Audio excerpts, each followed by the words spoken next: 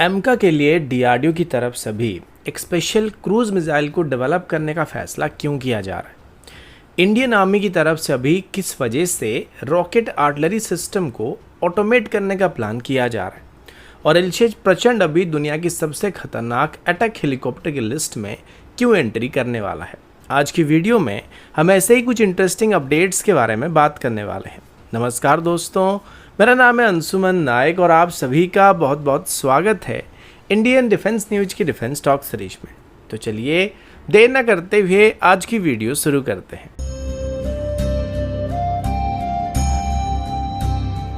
आज की पहली अपडेट भारत के एमका प्रोग्राम और डीआरडीओ के नए next generation stealth cruise missile concept की तरफ से है। अभी भारत क्वाइटली एक बहुत ही advance indigenous stealth strike ecosystem को डेवलप करने की तरफ एग्रेसिवली मूव करता हुआ दिख रहा है, क्योंकि रिपोर्ट्स के मुताबिक डीआरडीओ की तरफ से अभी एक नए स्टेल्थ शेप्ड क्रूज मिसाइल के कॉन्सेप्ट पर काम किया जा रहा है, जिसको स्पेशली फ्यूचर में एमका यानी एडवांस मीडियम कॉम्बैट एयरक्राफ्ट के इंटरनल वेपन स्टेशन में कैरी करने के लिए डिजाइन किया जाएगा। रिपोर्ट्स के मुताबिक अभी ये प्रोजेक्ट ईयरली कंसेप्चुअल स्टेज में है और इसको अभी फुल्ली ऑपरेशनल सिस्टम बनने में लगभग 1 डेकेड का समय लगने वाला है, यानी 10 साल का समय लगने वाला है। लेकिन इसका स्ट्रेटेजिक इंपॉर्टेंस बहुत ही ज़्यादा माना जा रहा है, क्योंकि 5th जनरेशन स्टेल्थ फाइटर के लिए इंटरनली कैरिड वेपन बहुत ही क्रिटिकल होने वाला है। अभी नॉर्मली अगर कोई मिसाइल एयरक्राफ्ट की विंग के नीचे एक्सटर्नली कैरी किया जाता है तो उसका रडार सिग्नेचर थोड़ा इंक्रीज हो जाता है, और स्टेल्थ एयरक्राफ्ट के केस में ये उनकी स्टेल्थ को कॉम्प्रोमाइज करने वाला है। लेकिन इंटरनल वेपन स्टेशन के अंदर मिसाइल कैरी करने से एयरक्राफ्ट का स्टेल्थ प्रोफाइल मेंटेन रहने वाला है, जो कि एनिमी एयर डिफेंस सिस्टम के खिलाफ सर्वाइबिलिटी को बहुत इंप्रूव कर देता है।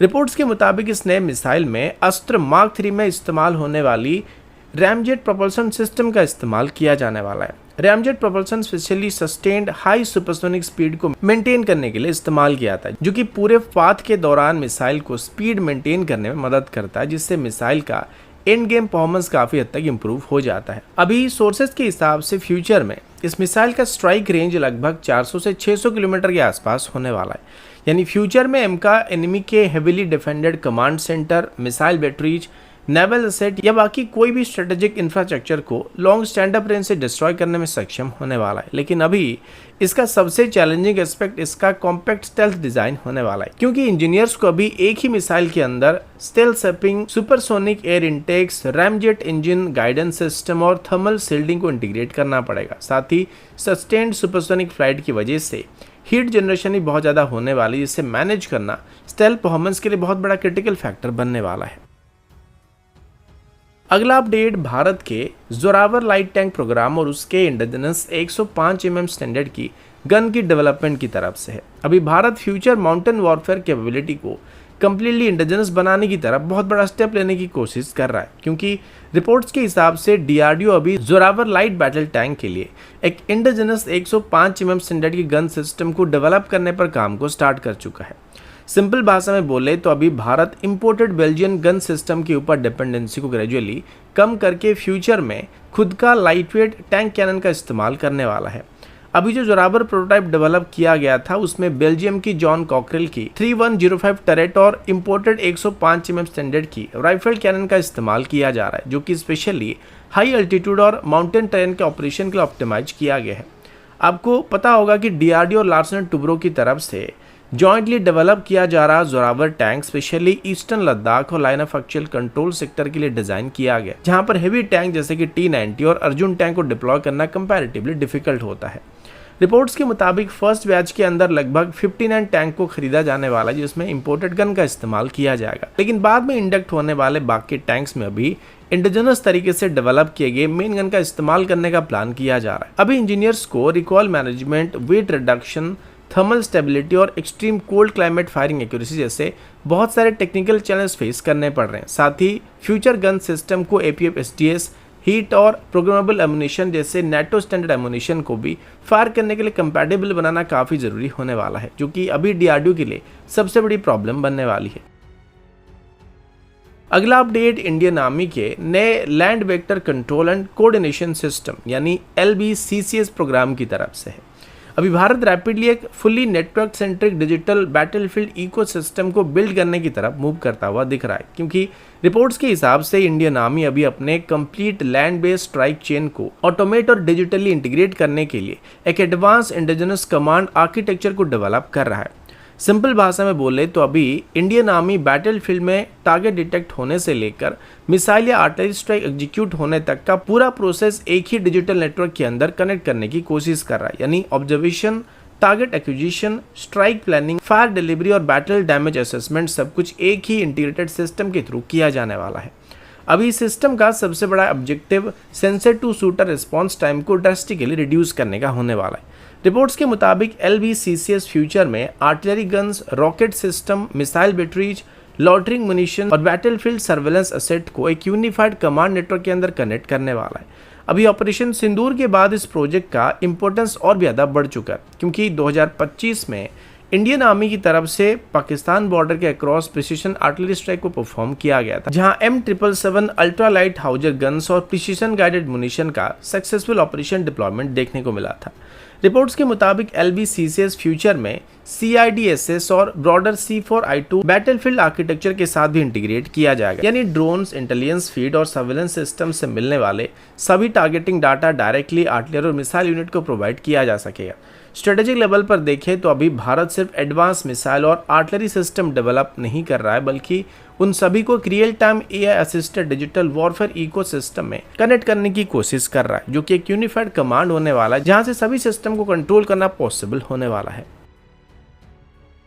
अगला अपडेट इंडियन आर्मी के LCH प्रचंड हेलीकॉप्टर और उसके MUM-T यानी manned unmanned teeming warfare doctrine की तरफ से है। अभी भारत का प्रचंड हेलीकॉप्टर सिर्फ एक ट्रेडिशनल अटैक हेलीकॉप्टर नहीं रहने वाला है, बल्कि फ्यूचर में एक ड्रोन मदरशिप की तरह ऑपरेट करने की तरफ रैपिडली मूव करता हुआ दिख रहा है। सिंपल भाषा में बोले तो अभी प्रचंड डायरेक्टली फ्रंट लाइन पर जाकर रॉकेट और मिसाइल फायर करने के बदले दूर से ही ड्रोन्स और लॉटरिंग मुनिशन को कंट्रोल करके एनिमी टारगेट को डिस्ट्रॉय करने वाला है। यानी हेलीकॉप्टर खुद हेवीली डिफेंडेड एरिया में एंटर नहीं करेगा, बल्कि अनमैन्ड ड्रोन्स उसके लिए रिकॉनेंस, टारगेट एक्विजिशन और स्ट्राइक मिशन को परफॉर्म करने वाले हैं।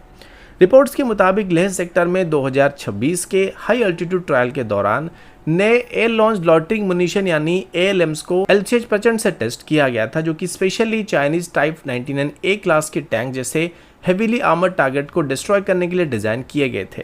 अभी इसका सबसे डेंजरस एस्पेक्ट इसका रूफ ब्रेकर अटैक स्ट्रेटेजी होने वाली, क्योंकि ट्रेडिशनल मिसाइल मोस्टली टैंक की फ्रंटल आर्मर को जाके हिट करते हैं, जहां पर प्रोटेक्शन बहुत ही ज़्यादा होता है, जिस वजह से इसको पेनिट्रेट करना काफ़ी मुश्किल होता है। लेकिन नए लॉटरिंग मुनिशन या ड्रोन्स ऑलमोस्ट वर्टिकल डाइव करके टॉप अटैक परफॉर्म करते हैं, जहां पर टैंक का आर्मर काफ़ी कमजोर या फिर पतला होता है, और इस वजह से इसमें कम वॉरेड होने के बावजूद भी ये टैंक को डिस्ट्रॉय कर देते हैं।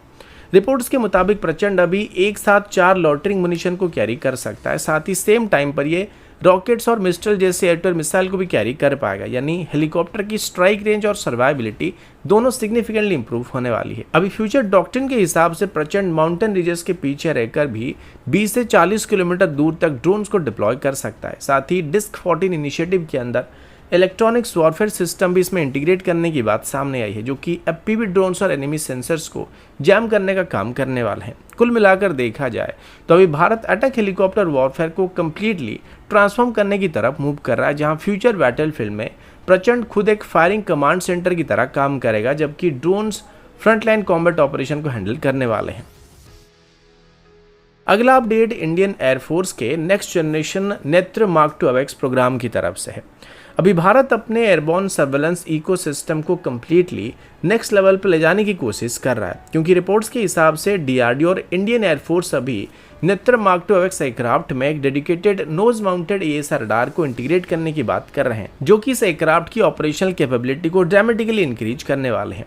अभी करंट नेत्र मार्क 1 एयरक्राफ्ट में dorsal balance beam radar architecture का इस्तेमाल किया जा रहा है, जिसमें लगभग 240 डिग्री रडार कवरेज मिल पाता है, लेकिन इसमें फ्रंट और रियर साइड में एक ब्लाइंड स्पॉट मौजूद रहता है। इस वजह से एयरक्राफ्ट को कंटिन्यूसली रेस ट्रैक या कॉन्फ़िगर 8 प्लेटफॉर्म फ्लाई करना पड़ता है, जिससे एनिमी एयरक्राफ्ट को रडार कवरेज के अंदर रखा जा सकता है। लेकिन अभी नेत्र मार्क 2 में उत्तम ऐसा रडार के आर्किटेक्चर पर बेस्ड एक पावरफुल नोज माउंटेड रडार को भी ऐड किया जाने वाला है, जो कि फ्रंटल ब्लाइंड स्पॉट को ऑलमोस्ट एलिमिनेट करने वाला है। रिपोर्ट्स के मुताबिक इसके बाद टोटल रडार कवरेज लगभग 300 डिग्री के आसपास होने वाली है। सिंपल भाषा में बोले तो अभी नेत्र मार्क 2 डायरेक्टली दुश्मन के डायरेक्शन की तरफ फ्लाई करते हुए भी कंटिन्यूअस रडार सर्वेलेंस को मेंटेन कर सकता है, जो कि नेत्र मार्क 1 के केस में पॉसिबल नहीं होने वाला। यानी कि अगर दुश्मन सामने से आ रहा है तो नेत्र मार्क 1 एयरक्राफ्ट उसको डिटेक्ट नहीं कर पाएगा, जबकि नेत्र मार्क 2 में इसको आसानी से डिटेक्ट किया जा सकेगा। यानी फ्यूचर में Indian air force offensive surveillance mission को भी और ज्यादा एग्रेसिवली कंडक्ट कर पाएगा। अभी इसका एक और बहुत खास एस्पेक्ट इसका डुअल बैंड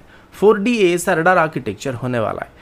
रिपोर्ट्स के हिसाब से dorsal radar S band frequency में लॉन्ग रेंज सर्वेलेंस परफॉर्म करने वाला है, जबकि nose mounted X band AESA radar stealth drone, cruise missile और लो RCS टारगेट के खिलाफ भी हाई रेजोल्यूशन ट्रैकिंग को प्रोवाइड कर पाएगा। अभी नेत्र मार्क 2 का रडार रेंज भी सिग्निफिकेंटली इंक्रीज होने वाली है। जहां नेत्र मार्क 1 का रडार रेंज लगभग 250 से 300 किलोमीटर के आसपास लिमिटेड था, वहीं नेत्र मार्क 2 का रडार अभी रिपोर्टेडली 500 किलोमीटर से भी ज़्यादा दूरी से एयरक्राफ्ट को डिटेक्ट कर सकता है। कुल मिलाकर देखा जाए तो नेत्र मार्क 2 सिर्फ एक अपग्रेडेड अवेक्स नहीं होने वाला है, बल्कि फ्यूचर में इंडियन एयरफोर्स का एक पावरफुल एयरबॉर्न सर्वेलेंस और बैटलफील्ड मैनेजमेंट प्लेटफॉर्म बनने वाला है। तो दोस्तों अभी के लिए इतना ही, मिलता हूँ आपसे अगले वीडियो में, तब तक के लिए जय हिंद, वंदे मातरम।